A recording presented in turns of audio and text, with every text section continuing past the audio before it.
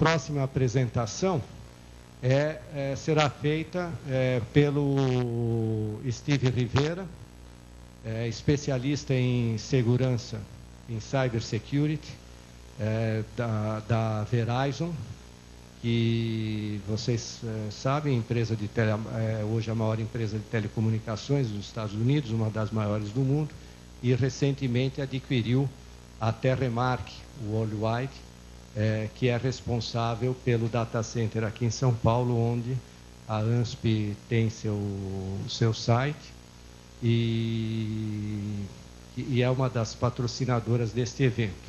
Então, dada a importância hoje do tema cybersecurity, ficamos muito felizes aí que a Terremark tenha trazido o Steve Rivera. So, Steve Rivera from Verizon, Terremark. Steve.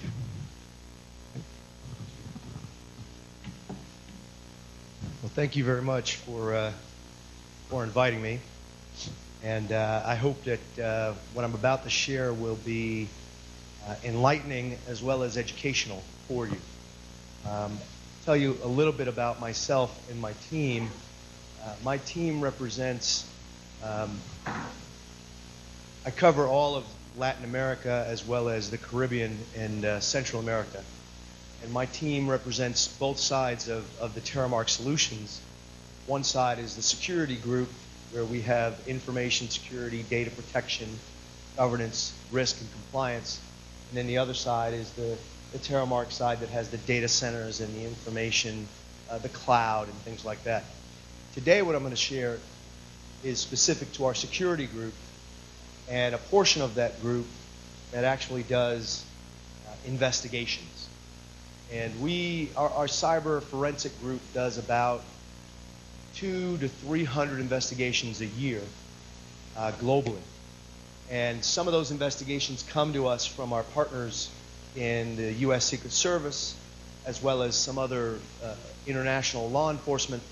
And so I'll be sharing a little bit about that. And today I'm going to review just basically a report that we put out every year called the Data Breach Investigations Report. And I'm going to share about our findings and some of the conclusions that we're getting from the investigations that we find. I wanted to take a moment just to share with you about how Verizon kind of came into this whole space of data center and information protection and data security. Over the past, since 2003, Verizon has spent over $1 billion acquiring assets in information protection, application management, and data center. And that shows, that speaks to the investment that Verizon is making in this space, trying to meet our clients' needs. The most recent was Terremark, and Terremark brought to Verizon a huge amount of assets. And so today, when we first acquired Terremark, Terremark had about 15 data centers globally.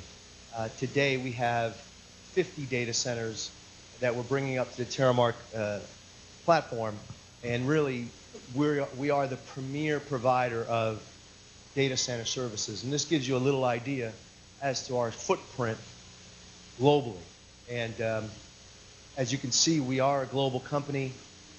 On top of this as well, what you see is our forensic team does investigations in all of these, and I'm going to talk a little bit about that shortly. I threw these slides in just because I wanted you to understand the breadth and the footprint that we as Terremark Services have.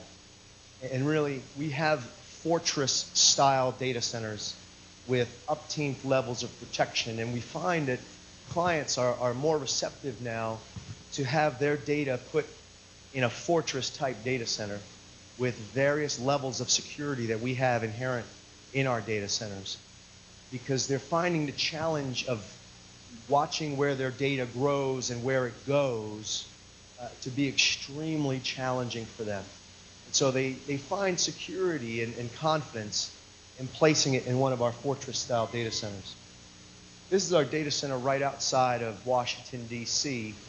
And again, It's got multiple layers. It's got bomb-sniffing dogs. It's got protection upon protection. And some of the largest U.S.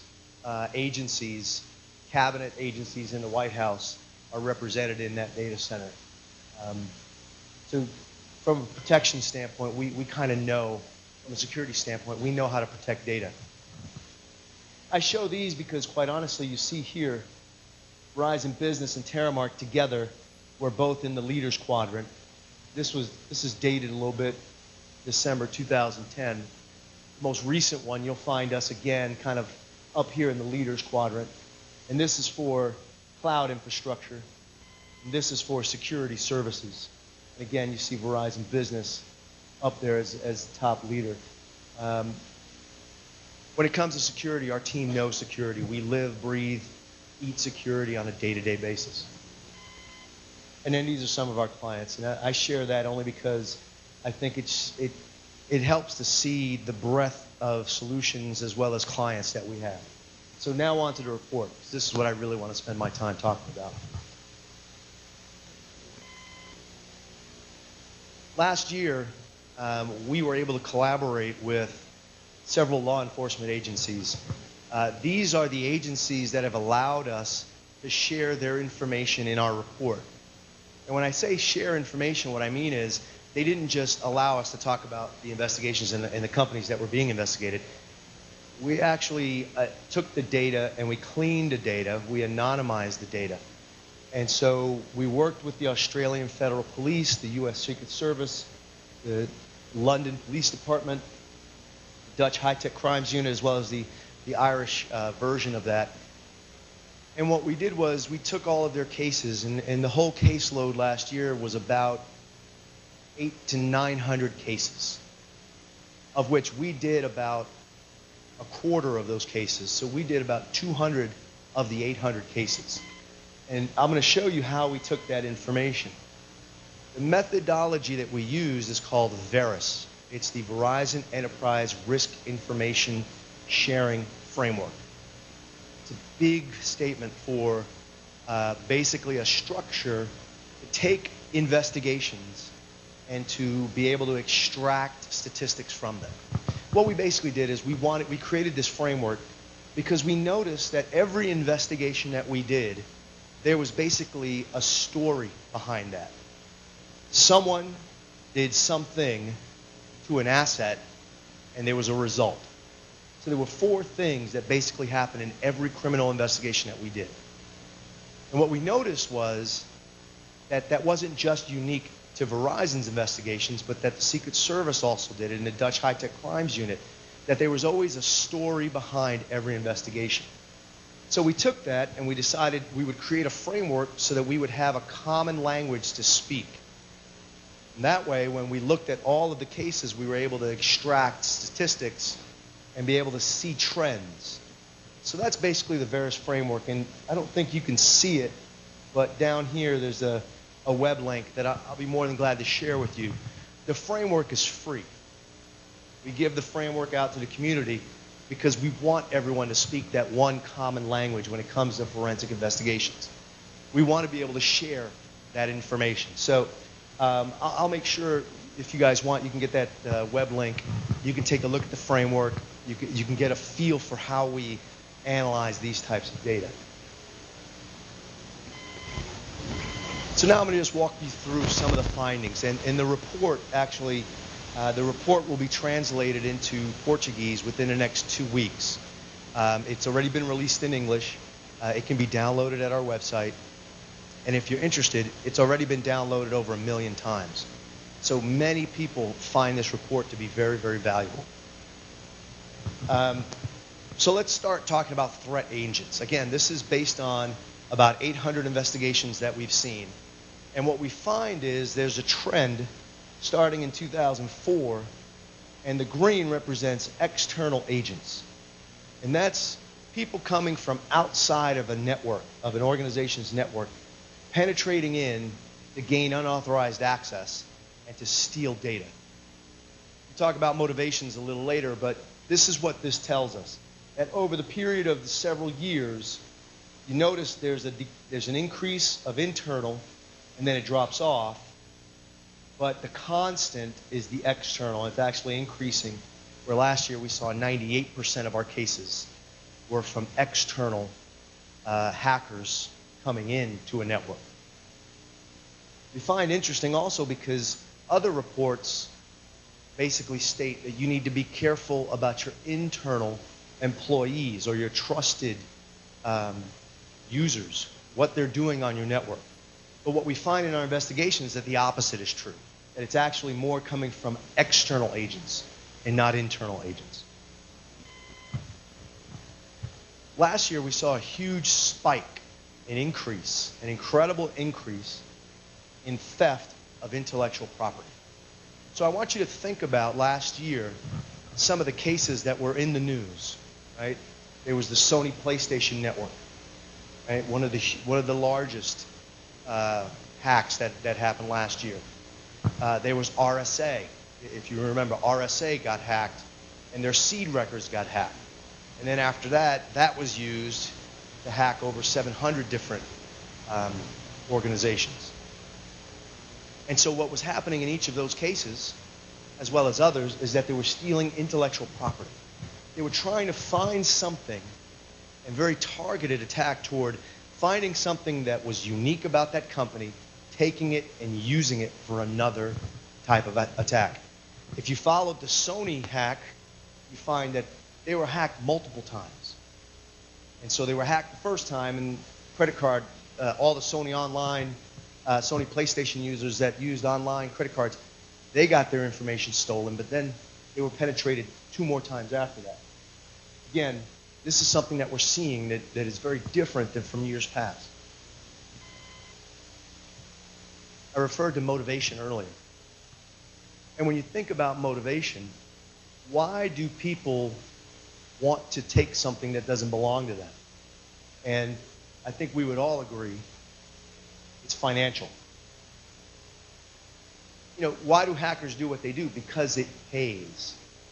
They can take information and turn that information pretty quickly into dollars.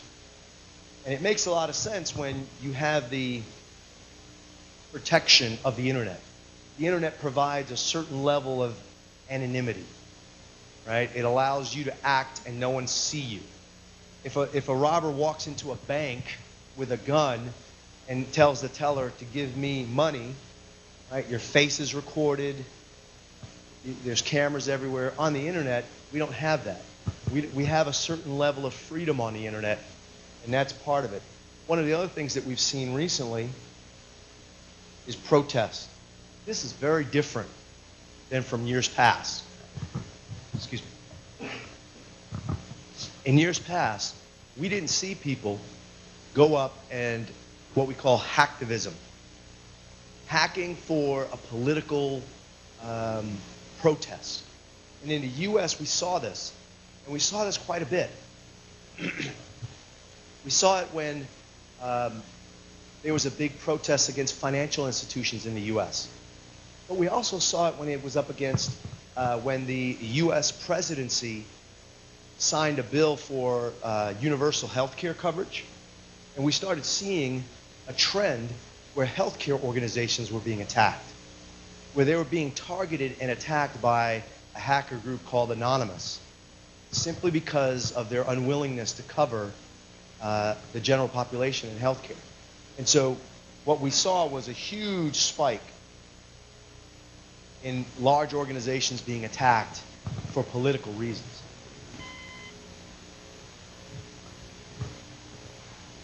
These statistics basically speak to the actions that those threat agents, those external threat agents were taking. And you can see significant numbers here with malware and hacking. So much so that the percentage of records that were stolen, 95 and 99% respectively, are just, they're the most dominant numbers that we saw. That most of the activity we saw had to do with hacking and malware. One of the things that I noted was physical. It was still 10% of the breaches, which amounted to less than 1% of the records, was still physical, meaning there was still a physical aspect to it.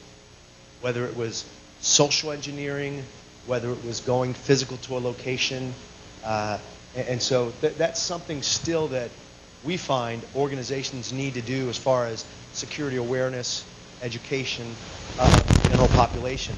That information security is everyone's responsibility, not just IT security or IT. It's all of our responsibility to protect the information. These were the actual actions that were taken. These are just the top 10 of a few that I'll point out that I think are very interesting. When you look at the overall records that were stolen, here, number 6 and 7, backdoors and exploitations of backdoors, these are application specific. These have more to do with the application layer of your environment. And we still find that almost half of the records that were stolen at that layer. And we find that things like SQL injection, which has been out for 10 years maybe, is still a method of hacking web applications. Because oftentimes what web developers are concerned with is, does the application work? Does it function? Can users use it easily? Right? They're not so concerned about, is the application secure? Can it be reverse engineered? They're more concerned about functionality and ease of use and meeting their timeline. Right? I don't mean to offend any developers out there, but I was a developer, and that's what I found. My main concern was getting the application out in time, making sure it got to QA. People find it easy to use, great, it's done. But security is always a back thought. And so we find that that's increasing still. We have tools to protect applications, and yet oftentimes we don't put that into our secure lifecycle development of applications. The other that I thought was interesting to note was things like keyloggers, the number one, spyware. And these are things that get put on machines that then record a user's activity. And I've got story after story of executives who allow their children to use their computers at home, their laptops, their iPads, and come to find out that a keylogger was put on their system because their child downloaded a game, and then information is being sent to someone when they log on to their financial institution, when they log on to corporate organizational resources. All that information is sent to someone. And we found that in nearly half of our breaches that we investigated, that these types of tools were used. These are not that difficult to use either. And I'll talk about that in a second. When we talk about assets, I don't think this is a surprise to anyone. Everyone knows that assets that are being used or targeted are servers and end user devices. So when you talk about servers, that's where the database resides. That's where the application resides. The thing that was an increase and a shock to us was user devices. And when you think about laptops, that we know how to put whole disk encryption on laptops. We know how to use things like VPN technology to encrypt the data that's being. But user devices, what we find is, and what we found in our investigations, was that after the holidays, people would be coming back to work with a new iPad or a new iPhone. And of course, what do they want to do with that new toy that they got for Christmas? They want to access the corporate or organizational resources, and they want to connect using their own device, and they call IT and say, look, I need to get access. I want to get access with this iPad. And more oftentimes than not, what we found was that, yes, they were given access. But then that iPad goes home as a personal device with a spreadsheet that has sensitive information on it, or a version of a database or a web application that you gain access to and you get credentials for. And then that information finds itself growing legs and walking out of the organization. And that's what we found last year. This whole idea of bring your own device was a huge vulnerability. So much so that it was in 60% of the breaches that we investigated had to do with end user devices, be it a laptop, be it an iPad, be it an iPhone, where people were taking corporate organizational sensitive information and bringing it home. And the list is very long. It could be that they then go to a local cyber cafe and log on to an insecure Wi-Fi connection or a Starbucks and have a session hijacked. So these are the real critical assets that oftentimes get compromised. When you talk about data that was compromised, you know, the top two of note are credit card information and data. And you would be surprised the types of organizations that got credit card information stolen, and they had no idea that they stored credit card information. They said, but wait, we're a hospital. We don't take credit cards. We're not a retailer. I said, but yeah, but people are paying their co-payment, right, when they come to the hospital with a credit card. Oh yeah, you're right. We forgot about that system. And so what we found was there were lots of people that had stored credit card information that was not encrypted. The transmission was not encrypted. The data at rest or the data in motion was not encrypted. And someone had found out and was culling that data. I'll tell you a funny story. Well, it may not be too funny, but it's funny to me. A local grocery store. Someone had gone to the local grocery store disguised as a technician and said one of the point of sale systems was broken. So he took it off, he put a new one on, everything worked fine. He did that in 3 machines throughout the Northeast. And what he did was he had taken those machines and engineered them so that when you swiped your card, typed in your PIN, that it would send the information to the financial institution to get authenticated, but it would also send the information to a database that he was then using to create false credit cards. He did this for about a year, basically just saving the information.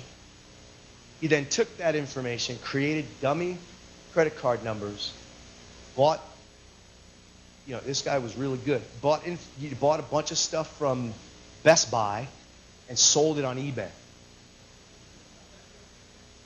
$3 million later, he got caught because he was doing it at first $20, $25. Who notices that on a bank statement, right? $20. Well, maybe my wife bought something. Okay, right? What he then did, but then he got greedy. He started doing $100, $200, and then that got noticed, and we were able to track him down and bring him to justice. So that's key. But then also authentication credentials and personal information. What's interesting is a lot of people that I talk to, a lot of our clients will say, well, we're not a bank. We don't have sensitive information. But really, they're not going after the banks because banks have tens of hundreds of millions of US dollars to protect themselves. What they're going after, if you notice, 95% of the records stolen, personal information. Any organization that stores employee data, student data, any type of data, you know, first name, last name, address, phone number, social security number, that is what they look for because they can take that and quickly on the internet, for, you know, 5,000, I can buy 5,000, 10,000 users for a couple of $100 and then take that information and make credit cards out of it, false credit cards. And that's what they're doing. And it's phenomenal. It's crazy, but it's true. All they need are first name, last name, address, phone number, social security number, and they can turn that into cash. This one's a little scary.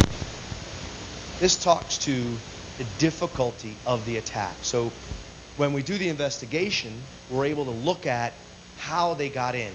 What type of attack did they use to enter the organization? Was it a technically difficult thing that they did, or was it easy? The first one on the left here, on your left, we noticed that 65% of the attacks were, the initial attack was low, and about 24% was moderate. So you take those two numbers and you add them up, 89% of the attacks were either a low or a moderate difficulty, technically speaking. What that means is any one of you here could have performed an attack. 84% of the ones that we investigated, any one of you could have performed it. Very simple, very easy to use, find it on the internet. I mean, there are people who actually sell software in order to hack today. And you look at it, and it looks like Microsoft Word or Excel. It's Windows-based. You click on it. You decide you want to send a denial of service attack. If you want to release some kind of malware. I mean, it's very, and people are making money at writing software that looks very, that's easy to use. The second one is once they got access, how easy was it for them to go in throughout the network unnoticed?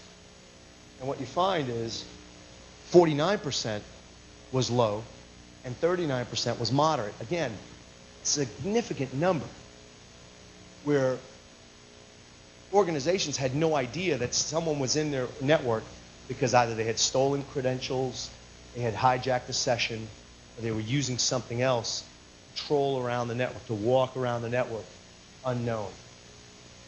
To me, this is probably, it's another slide that really scares me, but this one really, you know, because I have to think that the countermeasures for us to protect our organizations have to be equally easy. But I think what it takes is, it takes diligence and it takes vigilance. In other words, we have to be willing to take those next steps to protect the information. And then we have to do it consistently. We can't just do it once, put in a product, and then walk away. We have to stay vigilant.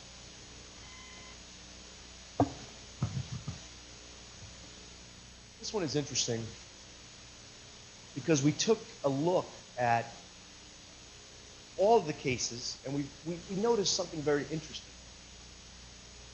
And this is basically just our caseload because we were able to find out behind the case what was happening.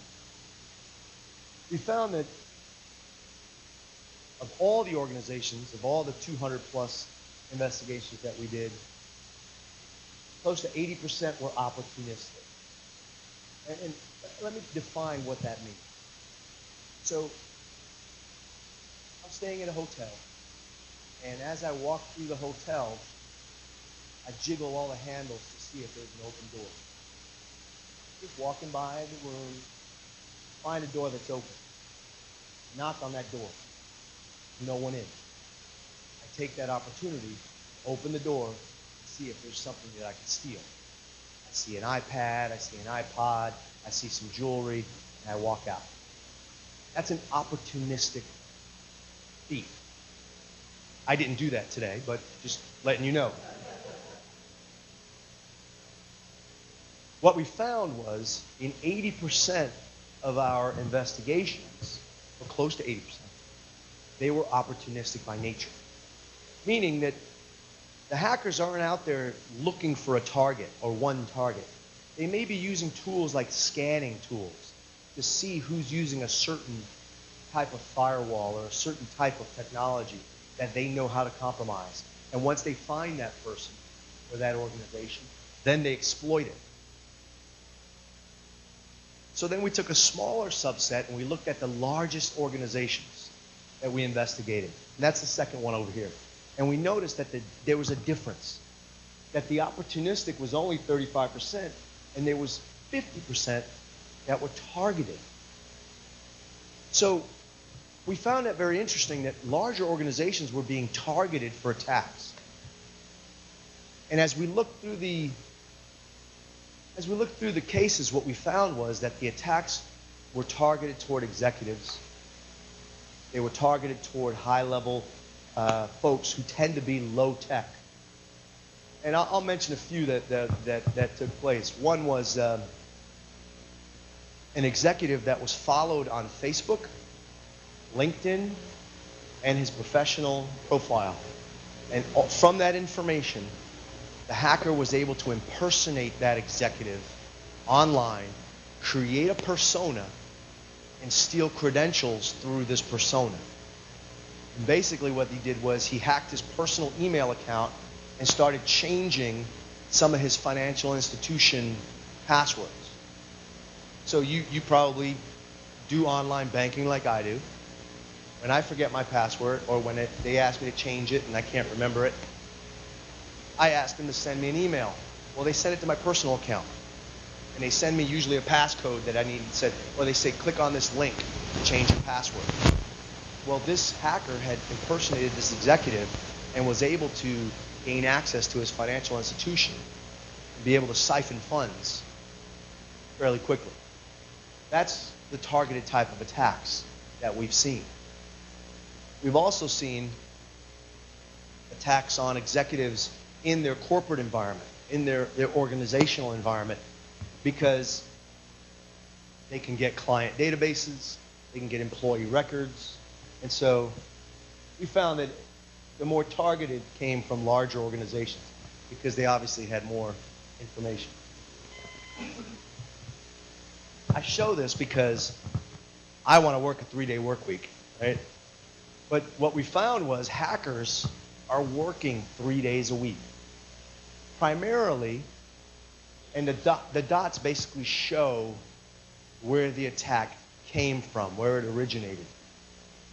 And we were able to find out and go back to the very first time the attack was initiated. And you find that most of it is over the weekend, Saturday, Sunday, Monday. Monday in the wee hours of Sunday night, right? 1 a.m., 2 a.m., 3 a.m. Sunday night, which actually is Monday. What does this tell us?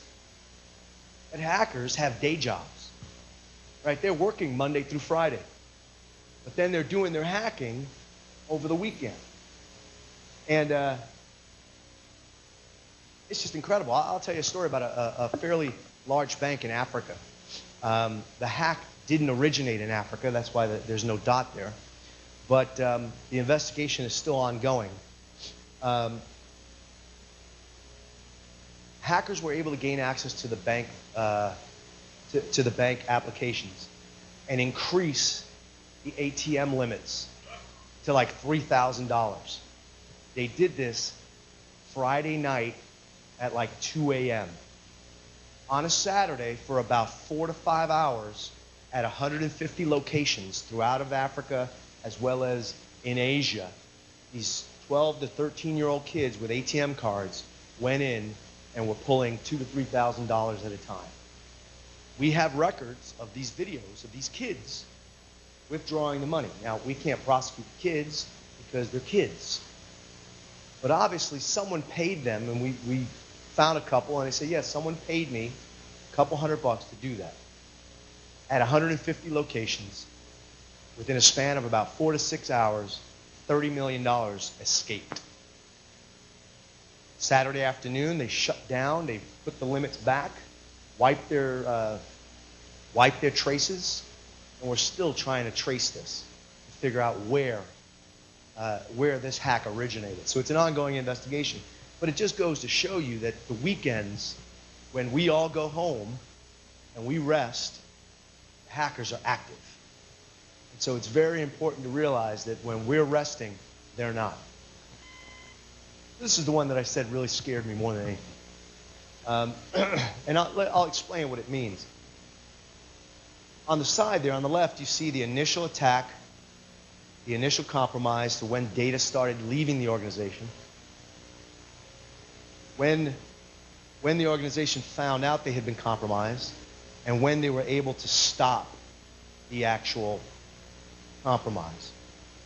The bigger the circle, the longer the amount of time it took them, or the more organizations it was. We have seconds, minutes, hours, days, and weeks. I'll point to a few things. Notice, it took the hackers minutes. In 75% of our cases, it took them a matter of minutes to gain access. This wasn't something that they were working on for weeks and weeks and weeks and then finally gained access. We found in 75% of our cases, it took them minutes to gain access. How long did it take them to start taking information once they gained access? Minutes, hours, and days. The days probably because they stayed in there looking around, trying to find something that was worth taking. Here's the thing that I think scares me more than anything. How long did it take for them, from the initial compromise, for the organization to actually find out that they had been hacked? 13% days, 29% weeks, 54% it took them months. I want you to think. If someone broke into your house, stole some of your valuables, how long would it take you to realize that something had happened? You go home and you find out that the watch that your wife gave you for your anniversary is gone. Well, it might take you maybe a day or two. Right? These organizations, they had people living in their house. Now, how long would it take you to realize someone was living in your house? Broke in, eating your food, sleeping maybe in your bed during the daytime. How long would it take? 54% of the companies, it took them months to find out. Now here's the real kicker. How long did it take them to contain or get the hacker out? 32% it took days, 38% weeks, 17% months. Here you notice these numbers, 4% and 2%. It took them years. Those are rare cases, but they do happen, where closing the vulnerability would be detrimental to the business. So what they do is instead, they allow that vulnerability to exist, and they monitor it vigilantly. Right? And that's what we did in those cases. They have us come in and we monitor 24/7 to make sure that that's not being used. But think about that. Someone breaks into your house, eating your food, sleeping in your bed, and it takes you weeks to get them out. Right? This to me is the most scary of all the statistics, because what it says is that the hackers know this. They know that organizations of large sizes cannot react quickly. They actually play on that. They know that if they compromise a network, there's a very good chance that no one's going to know, that no one's monitoring it, that no one's watching the logs. Their tracks are in the logs, but no one has the time to do that because they're busy doing other things. So the hackers know this, and they play on it.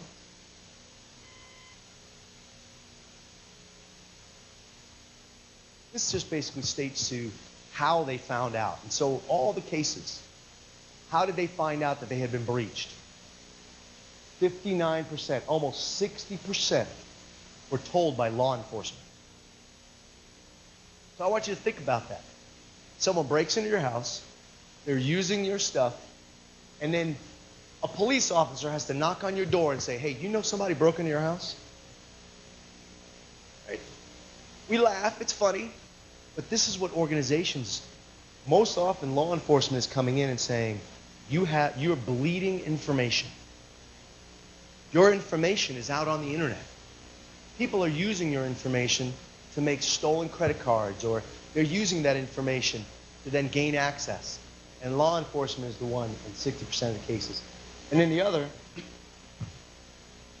is third-party fraud detection. And this is the case in healthcare and in financial services, where in healthcare there's fraud detection. There's insurance providers that are saying, wait, we're not going to keep paying these claims because there's something fishy about them. There's something wrong about them. And so third-party fraud detection in 26% of the cases. So I think this is my last slide, but I think if you get a chance to read the report, and again, the report is free. You don't even have to register. You don't have to give your name or email. You just download the report. It's about 100 pages, so it's this what I shared with you was a little condensed. It's a small portion of it. But the recommendations, I think, still stand true. That what we found was there were organizations that had kept information simply because they thought they had to keep it. But they had no idea where that information was. And one of the key things with data is understanding who's the true owner of that data. So you have a database, and this has happened in one of our cases where someone created a database. It was for clinical records, clinical trials, created a database using Microsoft Access. And it was used by his department and had thousands of records in it for clinical trials. Well, he went from one organization to another, and he took the database with him. It was his, he created it, he had placed it on a web portal, and it was used by a lot of people. But instead of cleaning out all of the records and just taking the database, he took the entire thing with the data. Now, he tried to do the right thing when he gave it to his assistant, and he said, clean the data out, post it onto a portal so that we can track the clinical trials. Well, unfortunately, she was not an Access expert, so she thought she had deleted all the data, and all she did was delete some of the data. And when she posted it to the public website, she didn't post it to the private SharePoint portal, she posted it to the public SharePoint portal. And thousands of people's records and their clinical trial information was posted to the public. This happens because no one understands, in organizations, they did not understand who owned that information. It was a departmental decision, but it should have been governed by the organization's security policy.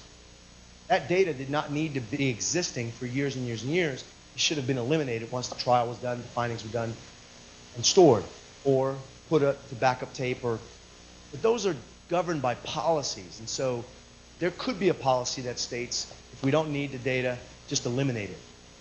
There was another case where we were brought in, and it was information that was leaking out of the organization, and they had no idea why. And when we traced the information flow, we traced it to an IP address, but it didn't exist in the organization. They said, we don't know where this IP address is.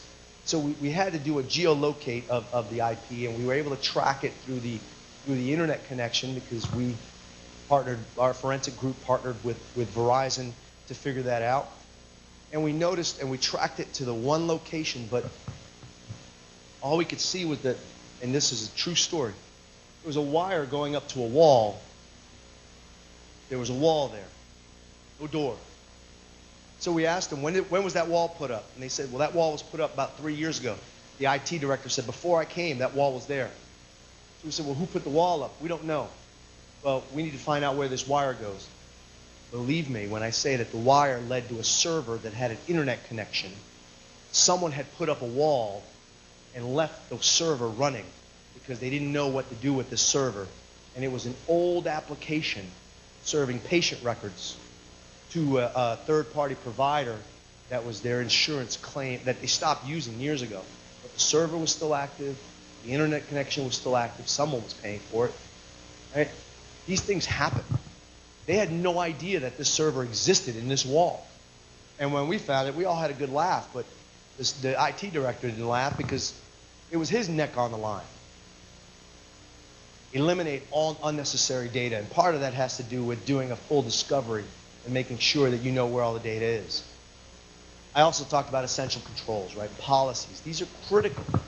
The actual creation of the policy is just part of the job. Making sure that those policies are enforced and making sure that they make sense for your business is key. I talked about mining and monitoring the event logs. Every case that we did, the hackers' traces were found in the logs. But no one had the time to review them. They did not monitor their logs with vigilance. They did not monitor their logs with any type of aggression because they were wearing more than one hat. And so many cases they found that they needed a partner to monitor those logs on a 24/7 basis. And I would encourage you, like I mentioned before, the data breach report comes out in 2 weeks. It'll be in Portuguese. If you like, I could have one of my team members send it out, the link out to you. But again, it can be found on Verizon website. And you can review the findings. You can review the recommendations. Like I said, it's about 100 pages. So I find that it is extremely valuable when you review it. So that's it. Thank you guys for your attention.